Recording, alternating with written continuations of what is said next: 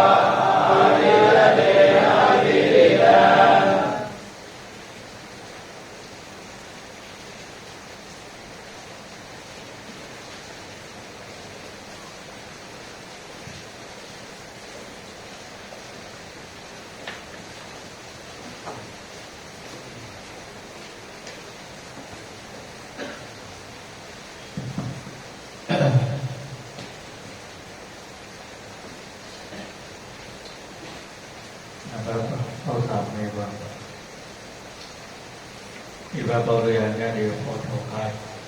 သဗ္ဗနာပေါလို့ရတဲ့တွေကိုပေါ်ထုတ်ခိုင်းဘောကံကသဗ္ဗနာပေါဆိုရင်တော့သူရဲ့ဝိသယအကြီးပေးခိုင်းတာအလကာယောဓပရတရားဟောနောက်ပေါ်မှာမေးတဲ့မိဘအယောင်ငယ်လေးကတော့ဆုံးရတာပိဋိဘဘောတရားပြည့်အပိဒီဘဘောတို့ဤဟောနိုင်တဲ့အနက်မနာချာသဘာဝနေသကရဟပိခာသုသသမုတ်စေယင်ယေသံဝရတေစေဝအာတိတတေအာတိရိယဒီကတော့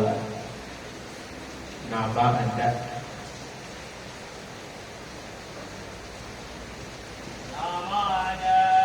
လေးချက်နာမအနက်နဲ့နာနုအနက်တွေ့နာနုအနက်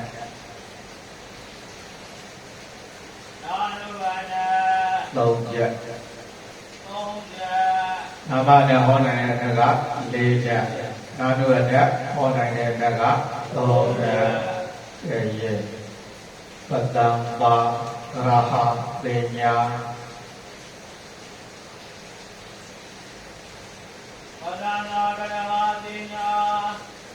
အာရရဲ့သူတော်ရဲ့ကိုပုံပြည့်ချကြတယ်သီကာရာဒောပိနာမထသီကာရာဒောပိနာမထသီကာရာဒောပိနာမထအဲ့ဒီဒီပိုင်းကနာမနဲ့လေးချက်ပေါ့ပတန်တာရဟပညာသီကာရဟောကရဲ့နေသယေသာနုမာနသမေနေသယေသာနုမာနသမေနေသယေသာနုမာနသမေသိယာနာနုဝိတက္ကနေသိယာနာနုဝိတက္ကနေသိယာနာနုဝိတက္ကနေအဘိဓမ္မာကံတစ်တဲ့ကိုတဲ့ဒါတစ်တဲ့ကိုတဲ့ယံကသာမနဲ့လေးချက်အာနုအနသုံးချက်ပတ္တနာကရဟာတိညာသီကာရာရောမိနာမသာဒေသေသာနုမာနသမေသိယာနာနုဝိဒကနေဒေသေသာနုမာနသမေဒေသေသအနုအာနာသမေတိယနာနုဝိတကနေသုံးချက်ချင်းနဲ့အဘဂဧဝနဲ့လေးချက်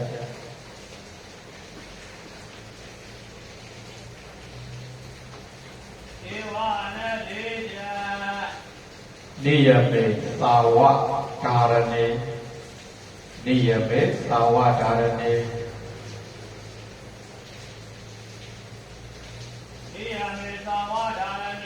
ဘယ်လိုပေါက်ပြမလဲနိယမေသဝဒါရဏေနိယမနာဝဒါရဏအနတ်သန္တိဌာနေသဩသတေသန္တိဌာနေသဩသတေသန္တိဌာနေသဩသတေအစရောသုံးနဲ့ဖြစ်သွားတယ်နိယမနာဝါဒါရဏနဲ့သန္တိဌာနနဲ့ပဒပူရဏမတ္တေပိပဒပူရဏမတ္တေပိပဒပူရဏမတ္တေပိပဒပူရဏတဏဧဝတတောပကာတိတောဧဝတတောပကာတိတောဧဝတတောပကာတိတောဧဝဒီဘဘောဟောနိုင်တဲ့အနက်လေးနဲ့ပြန်ပါဧဝနဲ့လေးချက်ဒီယမေသာဝဒါရဏေသန္တိကာနိသဟုတ်တေပရဗုရဏမတ္တေပိဧဝတတောပကာတိတောဧဝဒီဘဘောကဟောနိုင်တဲ့အနက်နဲ့လေးနဲ့အရသာသောအထအနက်6ချက်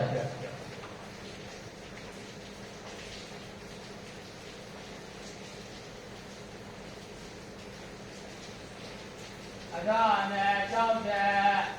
ထာနိဗ္ဗာန်ဟောနိုင်တဲ့နတ်က6နတ်ရဲ့အဓိကာရေမင်္ဂလေစေဝ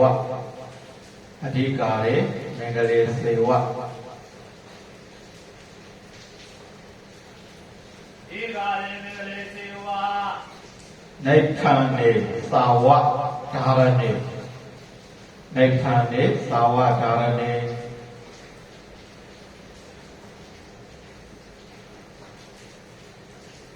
နိဗ္ဗာန်နေသာဝဒါရဏေဒီကာရမင်္ဂလေစေဝနိဗ္ဗာန်နေသာဝဒါရဏေဒီကာရမင်္ဂလနိဗ္ဗာန်ဘဝဒါရဏပဏ္ဏပြည့်လေယေအနန္တရေသပါဒာနေအနန္တရေသပါဒာနေနန္တရေသပါဒာနေနန္တရေသပါဒာနေ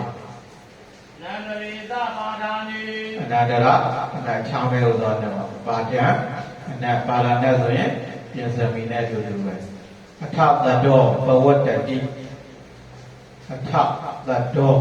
ဘဝတ္တိအထသတ္တောဘဝတ္တိယောဖတ်အထနဲ့6ချက်ဒီခာနေမင်္ဂလေစေဝနိဗ္ဗာန်နေသာဝဒါရဏေနန္တရေသပါဒာနေမပါဘူးလို့နန္တရေသပါဒာနေသာတတောဘဝတ္တိအဓိကာရမင်္ဂလနိဗ္ဗာန်ဝါဒရဏအနန္တရပြီးတော့မှပါဒာနာကာလာရဲ့အခါကျတော့သူရှင်းလုံးဘွဲကောင်မယ်အနန္တရေသပါဒာနေအထသတ္တောဘဝတ္တိဟုတ်ပါတော့အမင်းများတယ်မဟာတအနက်6ချက်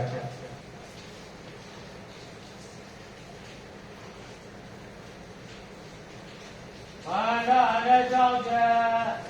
ပူဇောဓမ္မပစုရေတုပူဇောဘာဝဲတစ်ချောင်းနဲ့ခေါင်းနှလုံးစစ်ပူဇောဩဓမ္မပူဇောဓမ္မပစုရေတုပူဇောဓမ္မပစုရေတုသံပတ္တိတရိယေတုသသံပတ္တိတရိယေတုသပါဠိ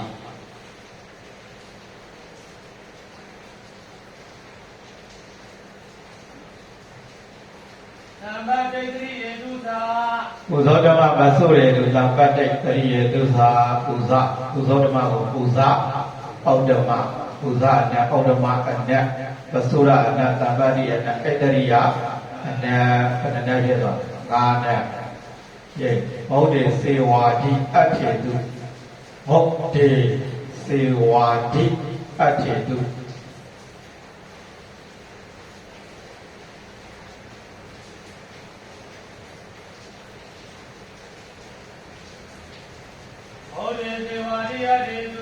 ဘောပါက9နဲ့ဆိုတော့ဟုတ်ကဲ့စေဝါဒီအထေသူဘုရားအနက်အလုံးပေါင်းလိုက်ရင်6နဲ့မဟံတော်သတုဝတ္တတိမဟံတော်သတုဝတ္တတိအာနောသတုဝတ္တတိမန္တဟောနိုင်တဲ့အနက်6နဲ့ပြတ်အာနာနဲ့6ချက်ဥဒ္ဓဓမ္မပတုရေတုသံပတ္တိတရိယေတုသာဘုဒ္ဓေစေဝါတိအထေတုမဟံတော်သတုဝတ္တတိပူဇောဓမ္မကိုပူဇဩဓမ္မတို့နန္ဒယူလိုက်ပါပူဇအနဩဓမ္မအနန္ဒယူနောက်တော့တာဝအနက်4ချက်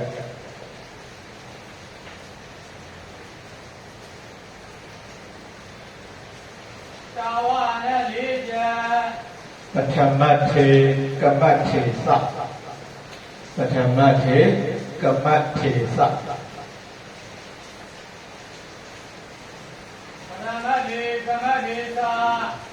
ဝတ္တပန္တရာပိက္ခဏေဘာလဲကျန်တဲ့လုံးစဝတ္တပန္တရာပိက္ခဏေ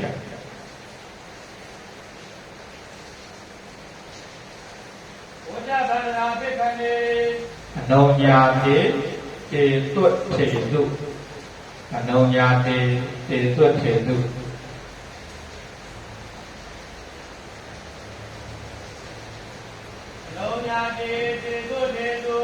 ပထမထေကမ္မထေသဝတ္တပန္တရာပက္ခဏေပထမထ နဲ့သမထနဲ့ဝတ္တဗန္ဒရာပိဋနာနဲ့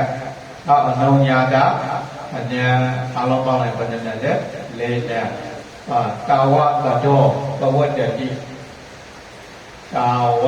တတော်ဘဝတ္တိတာဝတတော်ဘဝတတိတာဝနဲ့ဟောနိုင်တဲ့လက်လေးနဲ့ပြန်ပါတာဝနဲ့လေးတဲ့ပရမတ်ဒီကမတ်ဒီသာဝတ္တဗန္ဒရာပိက္ခဏီအနုညာတေတေသွတ်တေတုတာဝတတော်ဘဝတတိကောင်းတဲ့ကြမတ္တာဧဝ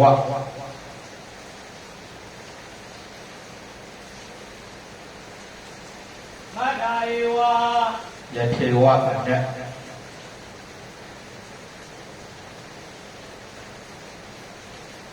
ယထေဝနဲ့မတ္တာလို့နေတာပြချပြောတာမတ္တာဧဝယထေဝနဲ့မတ္တာဧဝယထေဝနဲ့ခါလာရေးမယ်မတ္တမေဝါတိပဏိထမတ္တမေဝါတိပဏိထ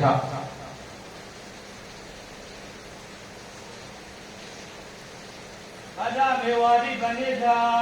မတ္တတတောဝဓာရဏေအမကမတ္တတတောဝဓာရဏေမတ္တတတောဝဓာရဏေဧဝတတောသန္နိဌာနေ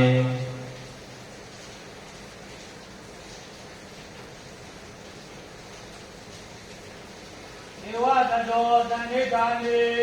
ယထေဝါတိဝိဘုဒနေယထေဝါတိဝိဘုဒနေယထေဝါတိဝိဘုဒနေယဖလာမတ္တဧဝယထေဝနေမတ္တမေဝါတိပဏိတာမတ္တတတောဝဓာရဏေမတ္တတတောသန္နိဌာနေယထေဝါတိဝိဘုဒနေအဲ့ဒါတွေကမတ္တနဲ့ဧဝနှစ်ပါးတွဲလာပြီဆိုရင်တဲ့ပြောလို့မတ္တသရာကဘာကိုဟောမလဲဆိုရင်ဘဝဒါရဏအနက်ကိုဟောဘာနဲ့ကိုဟောလဲဘဝဒါရဏဘဝဒါရဏကလည်းနှမျိုးရှိလေယောဓာပနာဝဒါရဏတာမိခြင်းအနက်ကိုဟောလဲဧဝသာရကသန္နိဌာနဝဒါရဏဆုံးဖြတ်ခြင်းအနက်ကိုဟောတယ်ဧဝဒါကြောင့်မတ္တနဲ့ဧဝတပဗျိုင်းလူလာပြီဆိုရင်အမှမတ္တသရာတိတာမိခြင်းအနက်ကိုဟောတယ်ဘဝဒါရဏဧဝကြတော့ဆုံးဖြတ်ခြင်းအနက်ကိုဟောတယ်ဘဝဒါရဏဖြစ်တယ်ဒါကြောင့်မတ္တနဲ့ဧဝနမဗျိုင်းလူတက်လာပြီဆိုရင်မတ္တသရာကဘာယူလဲနိဝတ္တပနာဝဒါရဏနိဝတ္တပနာဝဒါရဏဆိုတော့တာမိခြင်းလားဆုံးဖြတ်ခြင်းလားတာမိခြင်းဧဝသရာကျတော့ဘာယူမလဲသန္တိဌာနဝဒါရဏအာနဲ့လေဆုံးဖြတ်ခြင်းအဲ့ဒီမှန်အောက်ကရေးလိုက်မတ္တဧဝကိုရှိရနာ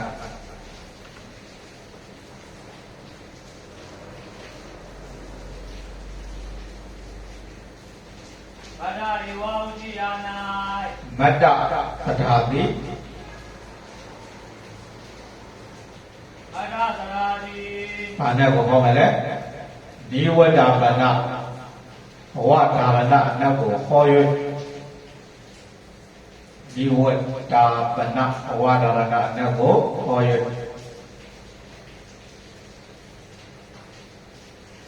ယောဓာမနာဝဒါရဏနဲ့ကိုဟော၍ဧဝပထာကဧဝရာကတို့ကြတော့ဝဒါရဏဝဒါရဏပေါ့ဘာဝဒါရဏဖြစ်သွားမလဲသန္တိဌာနဝဒါရဏမြန်မာလိုဆိုရင်ဆုံးဖြတ်ခြင်းသန္တိဌာနဝဒါရဏအနက်ကိုဟော၏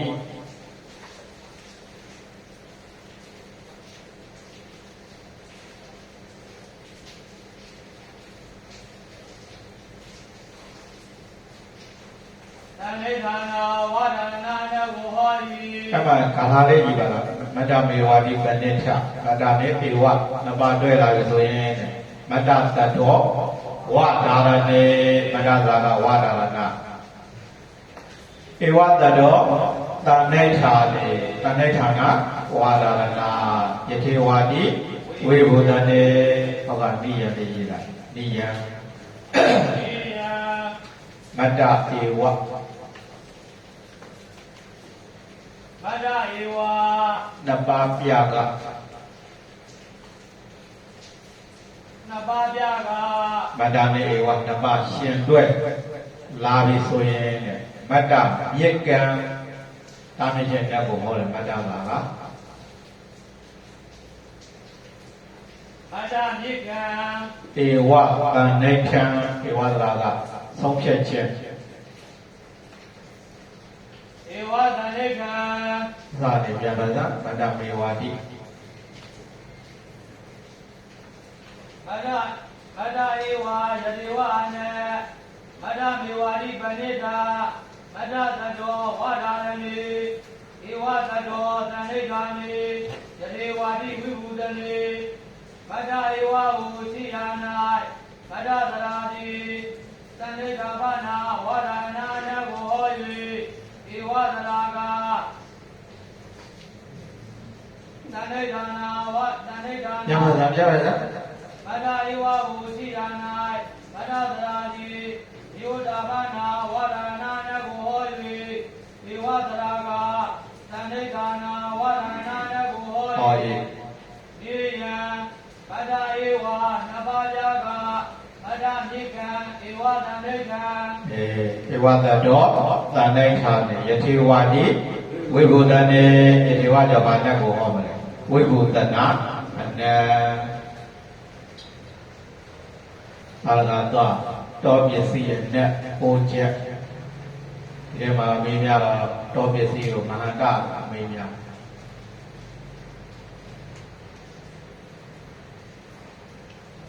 တောပစ္စည်းရဲ့နဲ့ဟိုချက်တောပစ္စည်းရဲ့နဲ့ဟောနိုင်တော့အထောက်ဒါရလို့ကိုထုတ်ပြရွေ့ဒါဆိုတောပစ္စည်းဟောနိုင်တဲ့အနတ်တွေကိုအထောက်ဒါရဆိုအကုန်ထုတ်ပြရအထောက်တွေရတော့ဒီနေရာမှာလိုအပ်တဲ့အနတ်ကိုပဲထုတ်ပြရယေလိင်္ဂတေကတုကံမေတု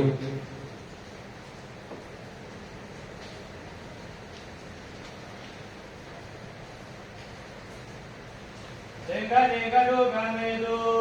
လိင်္ဂတေကတုကံမေတုဆိုတာကလိင်္ဂအနတ်ကတအနတ်ကံအနတ်ဟေတွထေဝါတိတာမိတုဟေတွထေဝါတိတာမိတု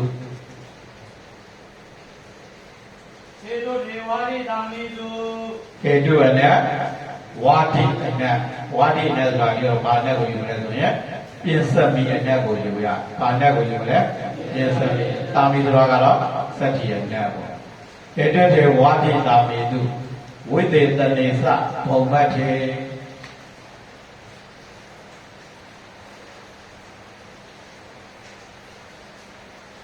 ဝိသေတနေသဘုံမတ်ထေဝိသေသနာအနတ်ဘုံမတ်ထေဆိုတာကတော့တတ္တပိအနတ်ပဒနာရှိသွားပြီရှင်းတဲ့သင်္ကာအနတ်ကတအနတ်ကံအနတ်ဟေတုအနတ်ဝါတိအနတ်ကာမိအနတ်ဝိသေသနာအနတ်တတ္တပိအနတ်အောက်ကသောနိဒာရဏေသတောဘဝေနိဒာရဏအနတ်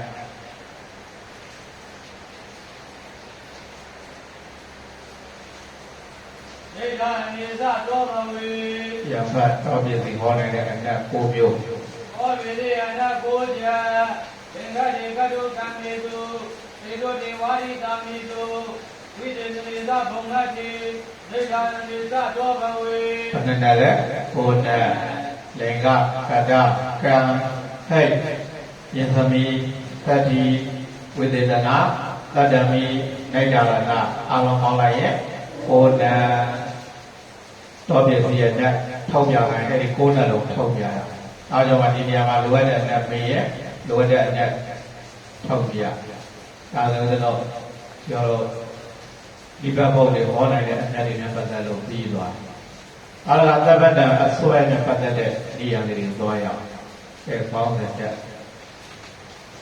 ရဟောပေါ်မှာပြယတ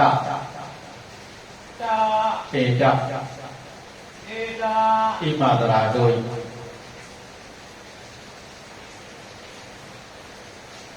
ima dharo ye အဲ့ဒီယာတာဣန္ဒာဣမဆိုတာကလည်းဘာပေါ့တယ်သဗ္ဗနာမောဝိတယ၃မျိုး vidya 3 မျိုး အဲဂါထာကြီးပက္ကန္တဝိတယောစေဝပက္ကန္တဝိတယောစေဝ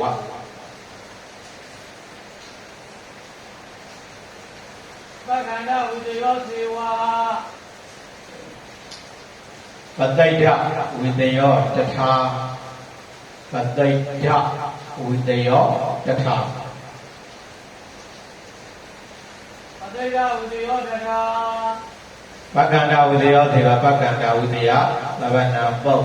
ပတိဋ္ဌဝိတယသဗ္ဗနာပုတ်အနုဘူတဝိတယောသာတိအနုဘူတဝိတယောသာတိ နုဘုဒ္ဓဝိတယောသာတိ ကြံတတော်ယံငါပိက္ခတေကြံတတော်ယံငါပိက္ခတေ သံဃရောယံနာပိက္ခဏေ ကေ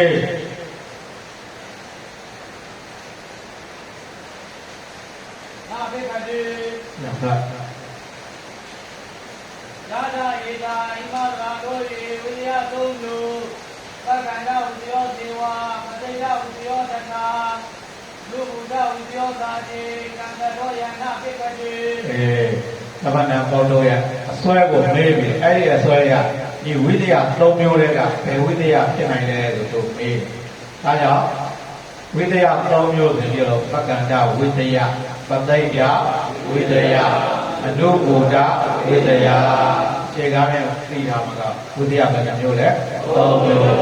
အဲ့ဒီ၃မျိုးကဘာလဲပက္ကန္တဝိတယပတိဋ္ဌဝိတယ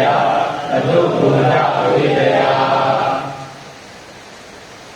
ပက္ကန္တဝိတယောဆိုတာပက္ကန္တဝိတယတော့ဘယ်ဟာမျိုးကိုစွဲရင်ပက္ကန္တဝိတယလဲသိအောင်သိရနေရေးလားနိယံ ယေယံ ပက္ကံပတိဋ္ဌ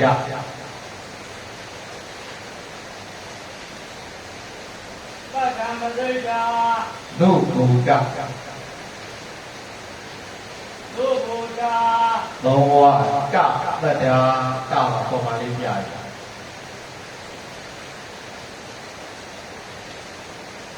သောဝတတရာ ပြန်ဖတ် ပက္ခမသိတာဒုဘုဒ္ဓသောဝတတရာ အဲ့ဒီနေရာကဘာလို့ပြလဲ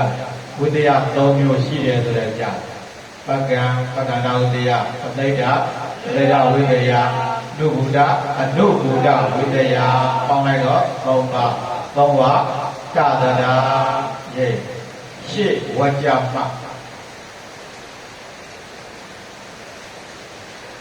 သေဝကြမှာ စွဲတက်ပါ သွေတပါ ပက္ကန္တဝိတယ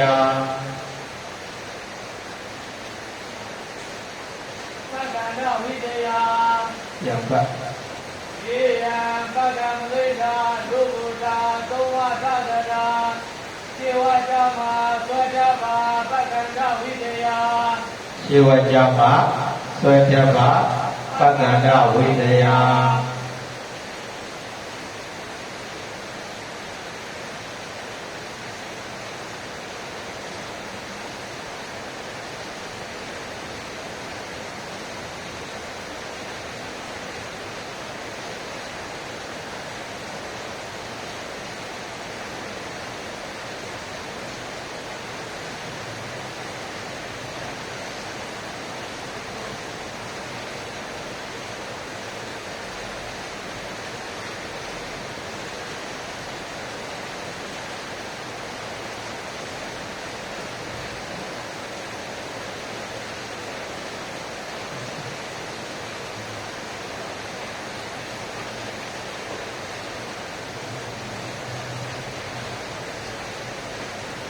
ကဲသာလာမျက်နှာလေးကြည့်လိုက်390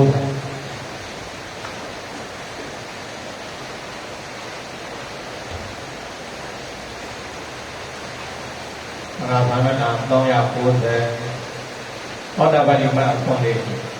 မေဓမ္မာယတနေနာပါတပါတိအဋ္ဌယတနာနာမသောတာပတိမဘော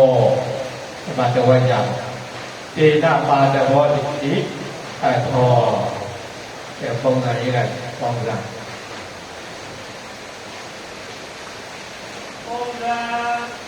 ရဲ့ဣမေဓမ္မာ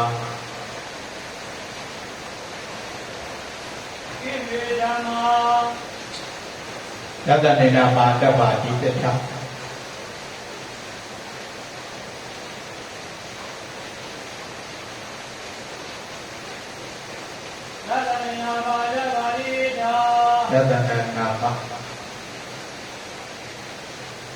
ယတနာနာမသောတာပတိမဘော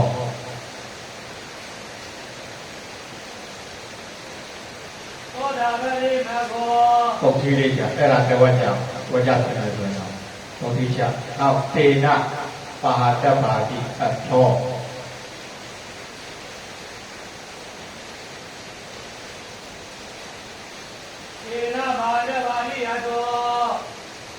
ရပါလားဩဇာဣဝေဓမ္မာသတ္တေနာပါဒပါရိသာသတ္တနာနာမသောတာပတိမဘောသေနာပါဒပါတိယသောအနာဘေတိယဣဝေဓမ္မာသတ္တေနာပါဒပါရိသာဣမေဓမ္မာသတ္တေနာပါဒပါဘုသောဣပတ်၌သောတာပတိမဘောသောတာပတိမတိသတ္တနာနာမသတ္တနာမြေတိဟောဒီဝိဧနာဒုသောတာပတိမတိပါဒဘာသေယကုံသောကိရိယာမိတိကအရောအနတ္တိဟာအဲ့မှာရောဝါကြပြင်မယ်ဆိုတော့ဣမေဓမ္မာသတ္တနာပါဒပါရိဒသတ္တနာမသောတာပတိမဘောတဝိကြဒေနာပါဒပါတိအထောတဝညအဲ့မှာဒီလိုပက္ကန္တဝိသယသာလို့နေရတာပါလေခြေဝကြမှာသတ္တပါပက္ကန္တဝိသယဆိုခဲ့ပြီးခြေဝကြကတရက်တစ်ခုကိုဆွဲမယ်ဆိုရင်အဲ့ဒီဝိသယအမည်၃မျိုးတွေကဘာဝိသယအမည်ပေးမလဲသတ္တန္တဝိသယကိုကြည့်လိုက်ပါဒီလိုခါဝိဝကြတာတေနာပါဒပါတိအထောတေနာကဘာသဗ္ဗနာပါလဲတသဗ္ဗနာအဲ့ဒီတသဗ္ဗနာတေနာမှာရှိတဲ့တသဗ္ဗနာမိုးလေးကဘု து ကိုဆွဲလိုက်သောတာပတိမသောတာပတိမဆိုတာကအဲ့ဒီတေနာပါဒပါတိအထောဆိုတဲ့ဝကြတယ်ရှိရမရှိဘူးရှေ့မှာဝကြတယ်မရှိဘူးလားရှိတယ်ဒါဆိုရှေ့ဝကြကတရက်တစ်ခုကိုဆွဲမယ်ဆိုရင်အဲ့ဒီတသဗ္ဗနာပုဒ်ဒီဘာဝိတ္တယမြည်ပေးမယ်လေသတ္တနာဝိတ္တယအားကြောင့်နံပါတ်1နေတရားအရာရင်ဒီနံပါတ်9ကလည်းပဲလွယ်တယ်လို့ပြောတာကဲသွားလားအထပ်ပါပုံစံဝဲ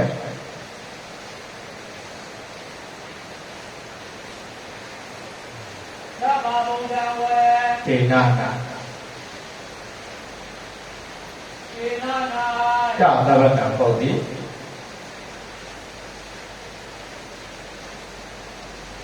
သသဗ္ဗနာပုဒ်ဒီရှေဝကြရှိရှေဝကြရှိဘုကိုဆွဲတာသောတာပတိမသောတာပတိမဒီဟုသော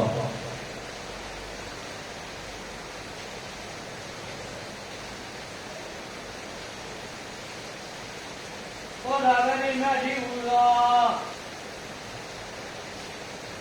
တရကိုဆွဲသောကြောင့်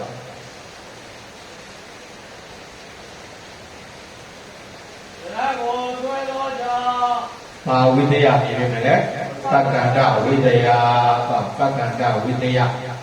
ဤဤ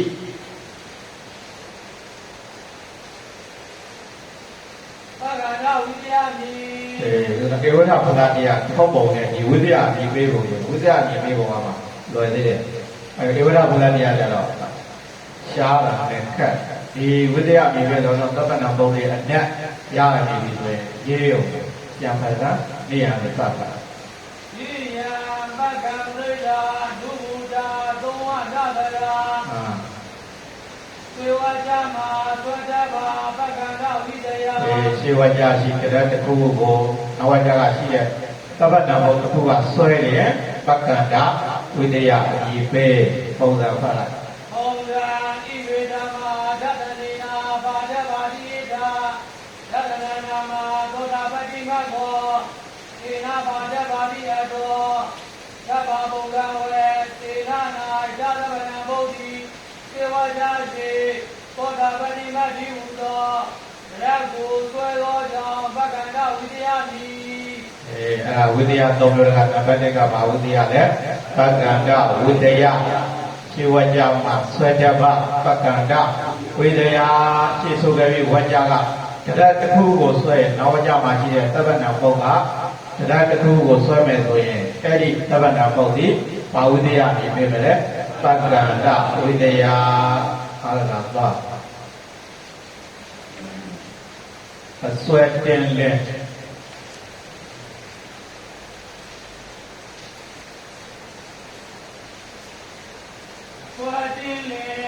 ရှိတုံလည်းရဲ့ရှိတုံလည်းဘတ်သွန်းဘတ်တိုက်တာဘတ်သွန်းဘတ်တိုက်တာမသွန်းဘတ်တိုက်တာရဘတ်ဒီရအသွဲချင်းလေးရှိတုံလည်းမသွန်းဘတ်တိုက်တာဟုတ်ကဲ့ရေးလိုက်မိမိဝကြအတွန်းနိုင်ပဲ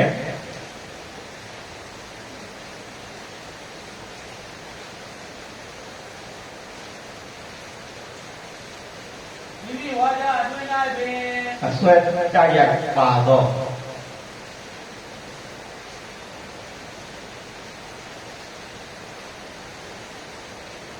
အဆွဲတိုက်ရိုက်ပါတော့တရာတိပုံပါလေးပြိုင်တရာတိ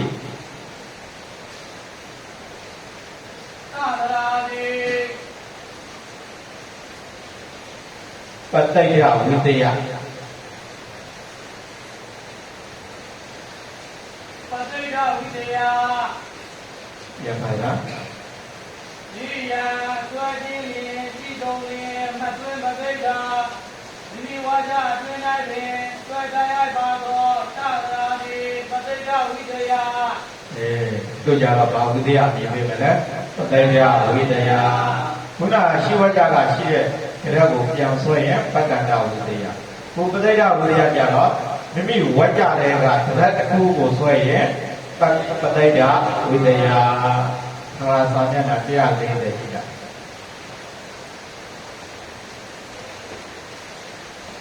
ပါဏာတိပါဒအပေါ်လေး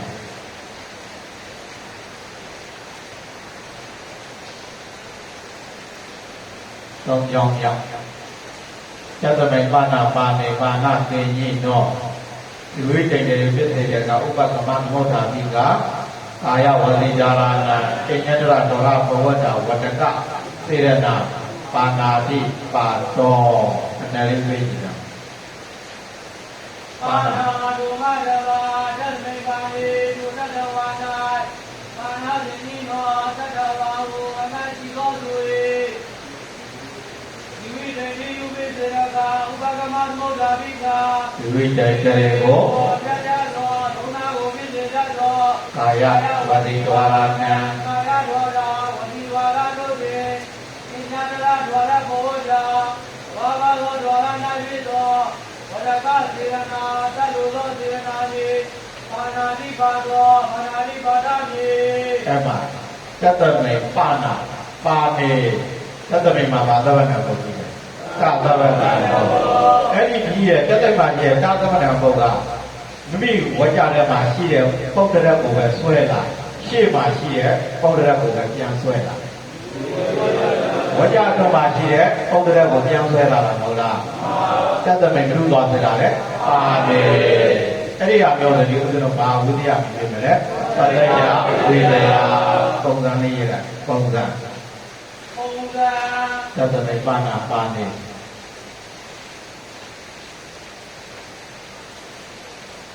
သတ္တမေပါဏပါနေပြေရလားပြေရလားဝတ္တကစေရနာပါဏာတိပါတော့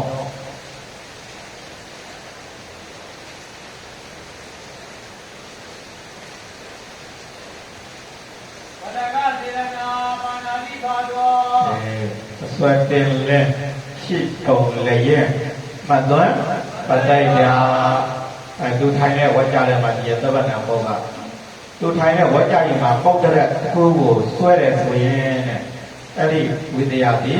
ပတိုက်ရာဝိတ္တရာရဲ့ဓမ္မပုံစံဝဲ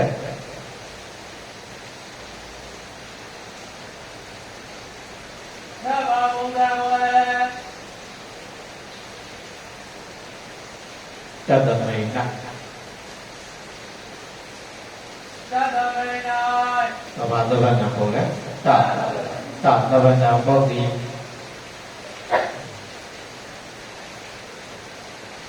သတ္တဝနဘုဒ္ဓီ ဘုဒ္ဓကိုဆွဲထားတယ်ပါတေဟု ပါဏေဝ အဆွဲတရားပါသောကြောင့်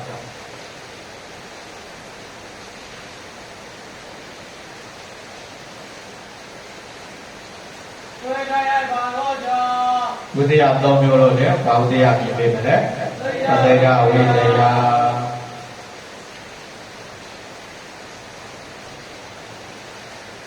သတိသာဝိနယ ယံဖနိယံ ဒီယာဆွေခြင်းနှင့်ဤဆုံးလျင်သတ္တမသိတာဒီဝါဒအတွင်၌တွင်ဆွေကာယဘာသောတတရာတိသတိသာဝိနယဘုဒ္ဓံသတ္တမေပါဏာပါတိပိယလာဝတကစေရနာပါဏာတိပါတော်သဗ္ဗဘုံသံဝေသတ္တမေနာသတ္တမနဘုဒ္ဓီပါဏေဝအဆွေကာယဘာသောကြောင့်သတိသာဝိနယ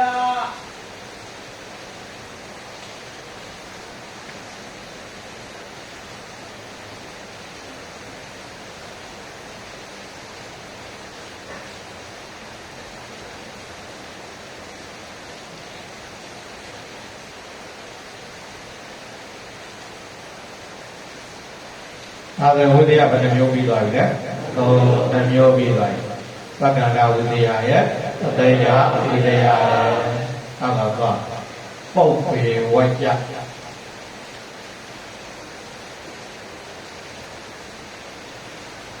ပုဗ္ဗေဝါကြ ကိရိယ ကိရိယာ ဆွဲကနုဘူတာဆွဲကနုဘူတာ ဝေကနုဘူတာ ယံဖ ကိရိယာပုဗ္ဗေဝါကြကိရိယာသွေကနုဘူတာ ရှေဝကြကပုပ်ပေဝကြကိရိယရှေ့မှာရှိတဲ့ဝကြကကိရိယာပုပ်တစ်ခုခုကိုဆွဲမယ်ဆိုရင်တဲ့အဲ့ဒီသဗ္ဗနာပုပ်ဒီဘာဝိတ္တယပြပေးမယ်လေအနုဘောဓဝိတ္တယလေလိုက်ရှေဝကြက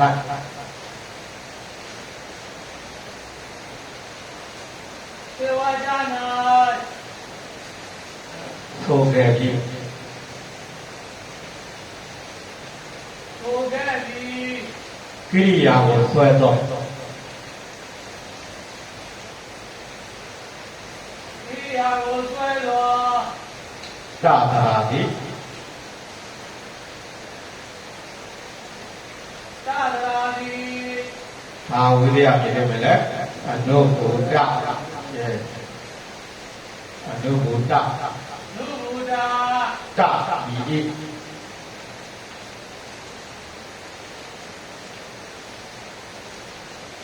တာနီ ယံဖ သေဝါကြ၌ထိုကဲ့သည်ကိရိယာကိုဆွဲသောတတရာတိနုဘူတာတာနီ ခုနကပထမပက္ကန္တာနဲ့အနုဘောဓကိုမလွဲစေနဲ့ပက္ကန္တာကရှေ့မှာဆိုခဲ့ပြီးတဲ့တရက်ကိုဆွဲရင်ပက္ကန္တာဝိတ္တယဒီအနုဘောဓကျတော့ရှေ့မှာဆိုခဲ့ပြီးတဲ့ဘာကိုဆွဲရင်တော့ကိရိယာအဘောဘောကိုပြန်ဆွဲရင်အနုဘောဓအလားသမဏ88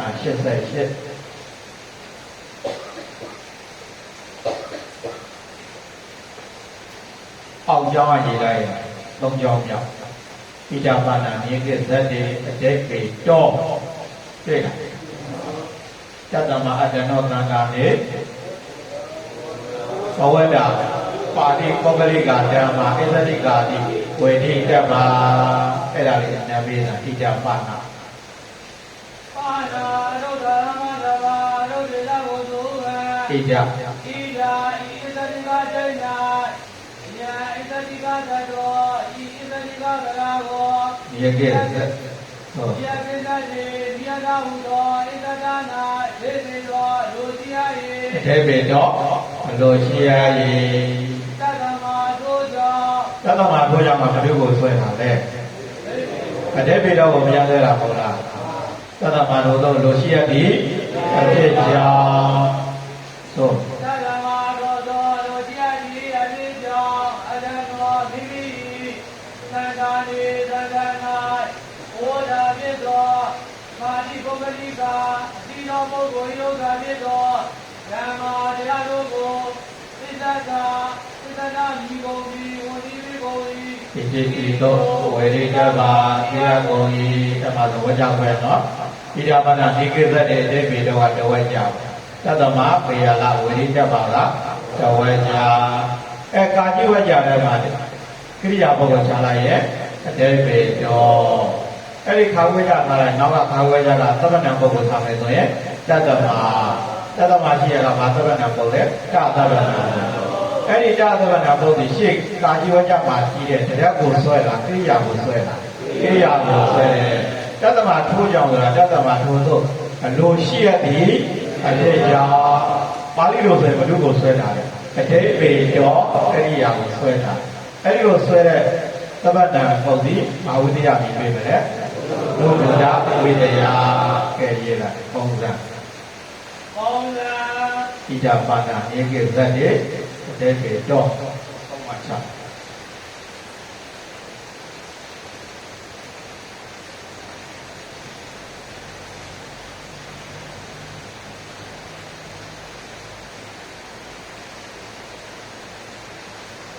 ဒဘာနာနိယကိသတိဒေဝေသော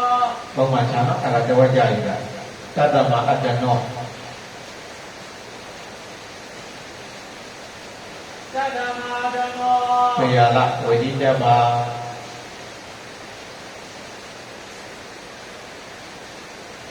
သေယလာဝိရိဒဝါ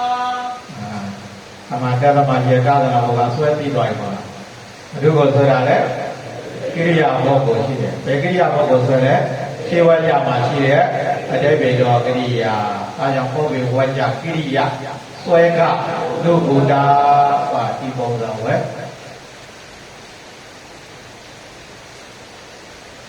ဤဘုံနာဝေ တတ္တမန သတ္တမနာ တသဗ္ဗနပုဂ္ဂိ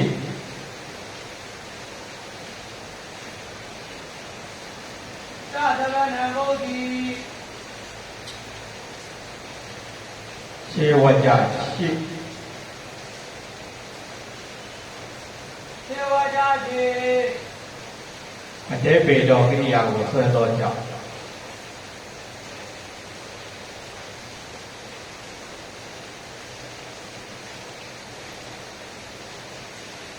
ဒေဝေသောမိရိယာကိုဆွဲသောကြောင့် အနုဘုဒ္ဓဝိတယ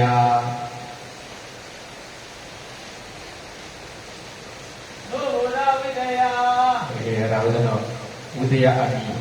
ပေးဖို့ပေါ့မမသောသဗ္ဗနာအစွဲကိုမေးပြီးတော့အဲမေးတဲ့ဝါကြလည်းမှာသဗ္ဗနာပုံတွေအစွဲကောင်းတယ်ဆိုရင်မေးပြီးတော့ဝိတယသုံးမျိုးလို့ဖြစ်နိုင်တဲ့ဝိတယအမိကိုမေးတယ်ကဲပြန်ဖတ်ပါလား မိရိယာသက္ကံဝိဒာဘုဟုတာသောဝနာတရာကျောဝကြမှာသောကြပါပက္ကန္တဝိတယဟောကံဣမေဓမ္မာသတ္တနေနာမာဓဗ္ဗတိတာသတ္တနာနာမာသောရဝတိငကောယေနာမာဓဗ္ဗတိယတောသဗ္ဗမူလံဝေယေနာနာသာသဗ္ဗနံဘုဒ္ဓိသေဝကြရေသောဓမ္မတိမတိဟူသောရကိုဆွဲသောကြောင့်ပက္ကန္တဝိတယမြေဆွဲခြင်းလျင်တိတုံလျင်မသိမသိတာဒီဝါကြအခေယလျင်အဆွဲကရပါသောသတ္တရာေပဋိဒဝိတယပုံစံသတ္တမေပါဏပါဏိပေယလာဝတ္တကစေယနာပါဏာတိပါသောသဗ္ဗမူလဝေ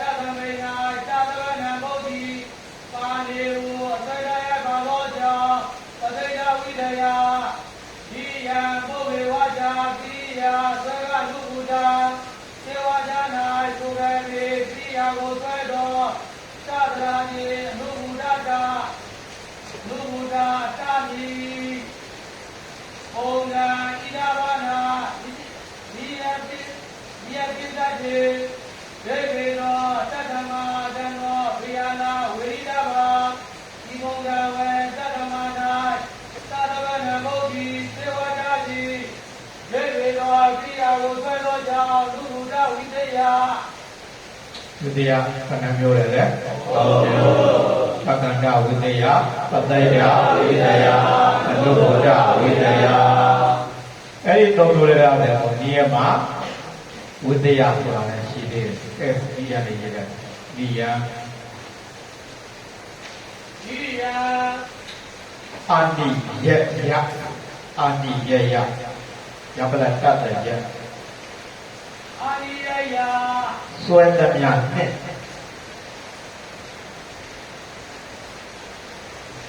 စွဲသမျှနေထိုယကရိယာ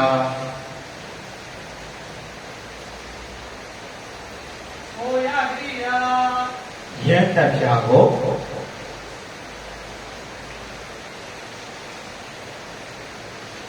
ယဉ်တပြာကိုဆောင်းကာဆွဲရ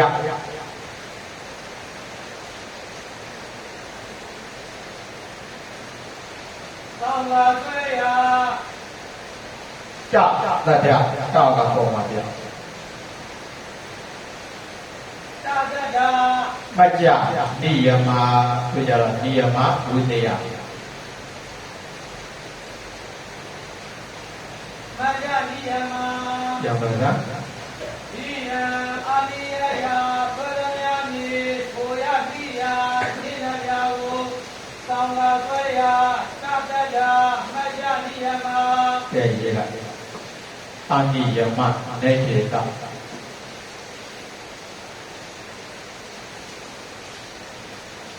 အာနိယမနေကေတယတာဖြင့်ဆွဲအပ်သော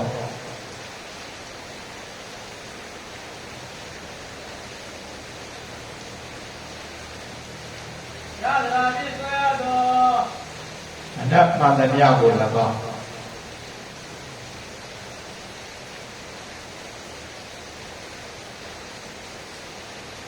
နမရဏကို၎င်းဟုတ်ပါလိမ့်မယ်ထိုအာနိယမနေတေတ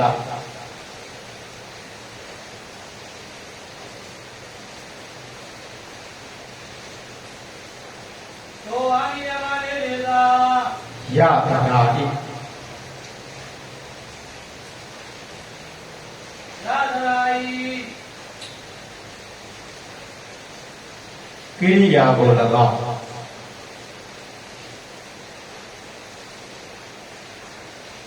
ကိရိယာကို၎င်းဆွဲရသောတတနာကို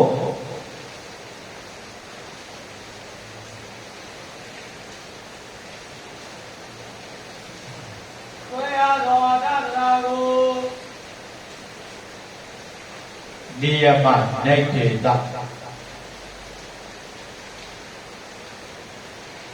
နိယမနေတေတဝါဝါ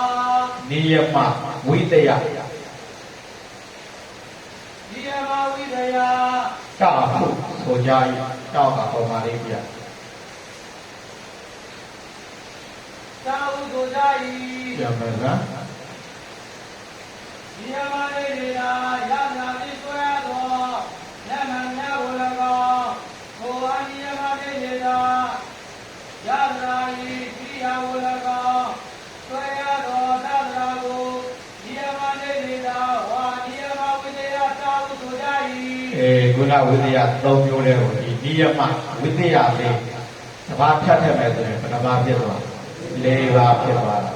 တဲ့ပုံစံထားတာနဲ့နော်1 3 1တဲ့သုံး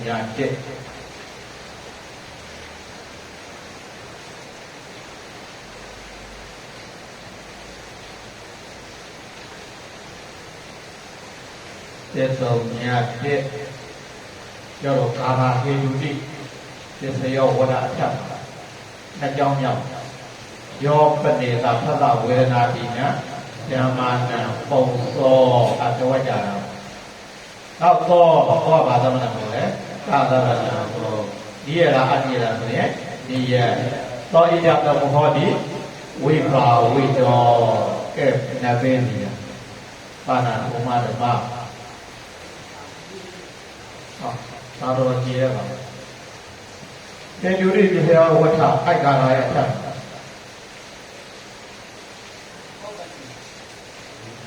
ယောပနေကသတ္တဝေဒနာတိနံအာနာဒုမရဘာပဒဝေနာတိနံပဒဝေနာသာတိကုံသောဓမ္မာနံဓမ္မာနံပရမတ္တဓမ္မတို့ဤယောပုံသောယောပုံသောအကျေအပေါင်းတို့သည်အတေတေအမယောပုံသောပေါင်းစုကိုဆွဲတာသတ္တဝေဒနာတို့ပေါင်းစုကိုဆွဲထားတယ်နောက်သောပုံသောနိယမသာလာဘာကိုဆွဲလိုက်သောပုံသောဘာကိုဆွဲလဲထိုအပေါင်းအစုကိုပြန်ဖတ်သောဘုံသောလူအပေါင်းစုကိုဣဒာဤကုသိုလ်ယာနာသမုဝါရေသမုဝါဝီရေဝိဘာဝိတော်ဒီသောတာဤပုံစံပုံစံယောပနေတ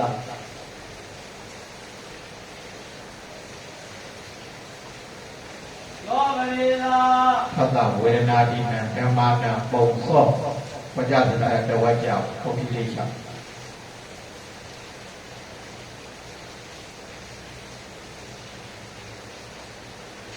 သတ္တဝေဒနာတိနံဓမ္မာနံပုံသော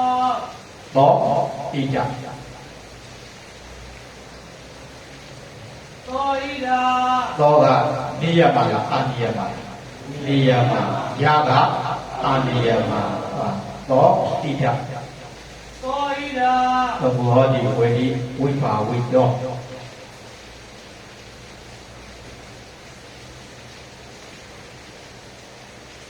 သမုဟောတိဝိပါဝိတော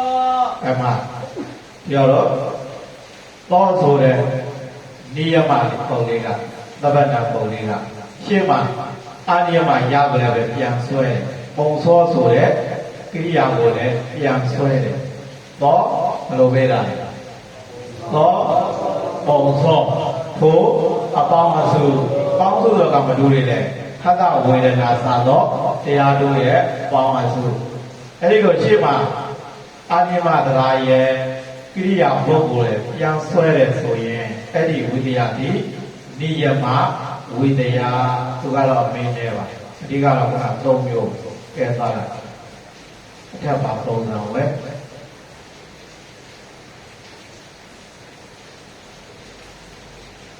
သဗ္ဗပုံစံဝဲတော်၌သော၌ကာသဗ္ဗနာပုဒ်တိ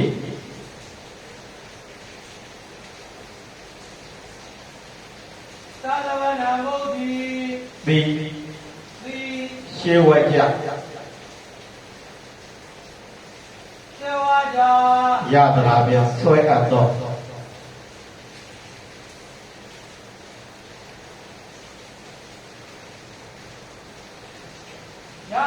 န်ဆွဲအပ်သောသတ္တဝေဒနာစသော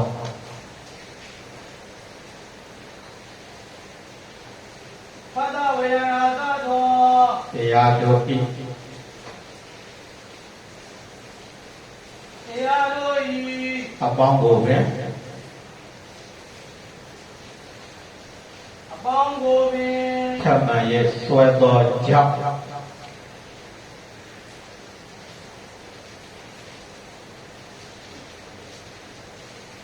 သံဃာရေဆွဲသောကြောင့်ပါဝိတ္တယမြင်မြင်မယ်လေနိယမဝိတ္တယမြည်တိ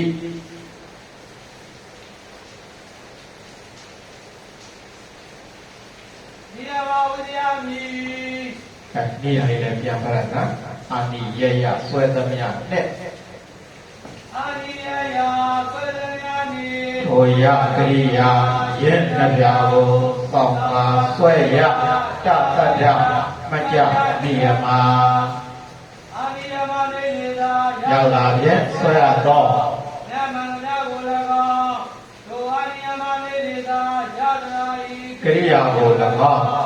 ဆွဲရသောတတရာကိုနိယမနေနေတာဝါနိယမဝိတ္တယတောက်ဆိုကြ၏ ဇံသောပတိသာဘဂဝေနာတိနဓမ္မနံဘုံသောသောဣဒာတမုဟောတိဝိဘာဝိတောဓမ္မဘုံကံဝေသောနာသတ္တဝနံမုဒ္တိကျေဝါကြယသရာပိသွဲသောဘဂဝေနာသသောတရားတို့၏အပေါင်းကိုဖြင့်သမ၍သွဲသောကြောင့်ဒီအဘာဝိယမည်ဒါဆိုရင်ဝိသယဘယ်နှမျိုးဖြစ်သွားလဲလေးမျိုးပက္ကန္တဝိသယရဲ့ပဋိဒဝိသယရဲ့အတုဗုဒ္ဓဝိသယရဲ့နိယမဝိသယရဲ့ကဲရေးလိုက်နိယံ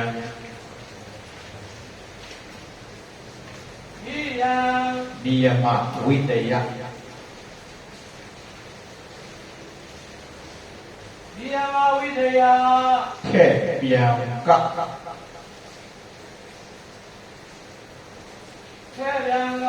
ခုနသုံးပါးတဲ့နိယမဝိတယလေးတဲ့ဓမ္မဖြစ်၄ပါး၄ဝဝိတယ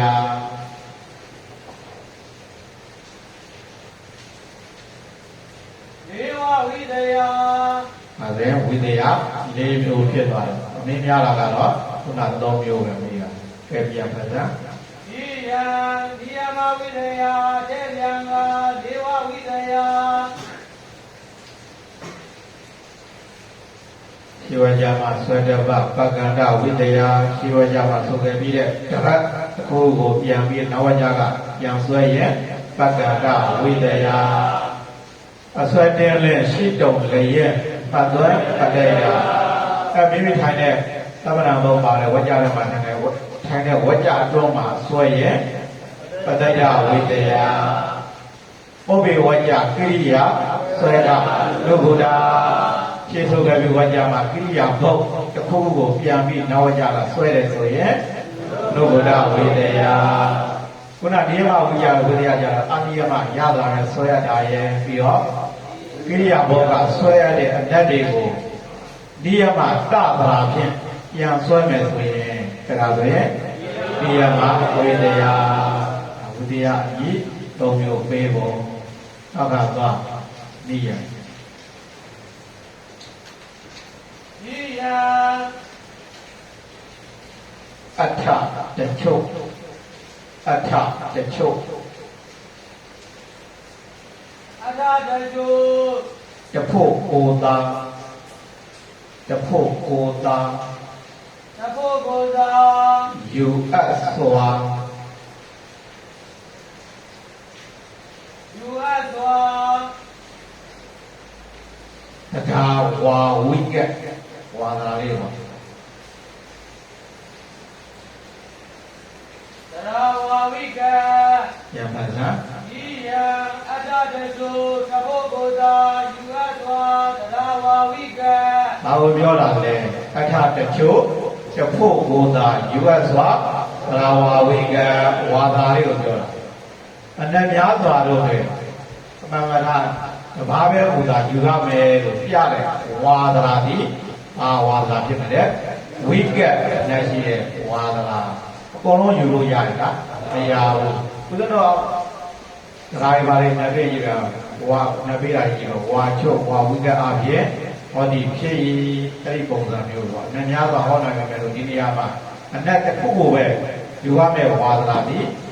ဝါဒရာလို့ပြီးပြီမယ်ဝိကက်ပဏ္ဍထာဝိကက်နဲ့ရှိတဲ့ဝါဒနာကဲတာရမှာကြီး